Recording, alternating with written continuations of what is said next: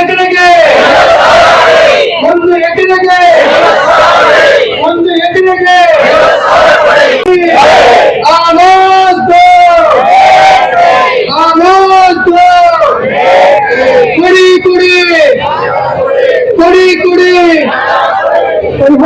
ಕೊಡಿ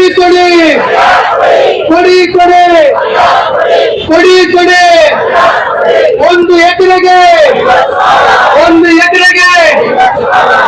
ಎಕರೆಗೆ ಕರ್ನಾಟಕ ರಾಜ್ಯದಲ್ಲಿ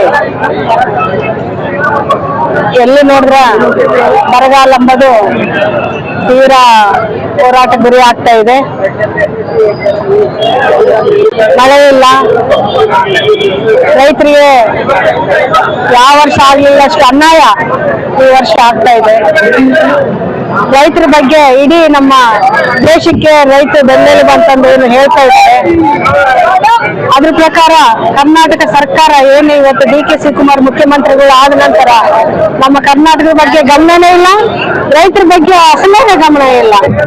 ರೈತರು ಎಲ್ಲಿ ನೋಡಿದ್ರೂ ತುಂಬಾ ನೊಂದು ಕಣ್ಣೀರನ್ನು ಕೈತಾ ಇದ್ದಾರೆ. ನಾವೇನ್ ಮೊನ್ನೆ ನಮ್ಮ ವಿರೋಧ ಪಕ್ಷ ಅಶೋಕ್ ಅವರು ಬಂದಾಗ ಎಲ್ಲ ಗ್ರಾಮಗಳಿಗೆ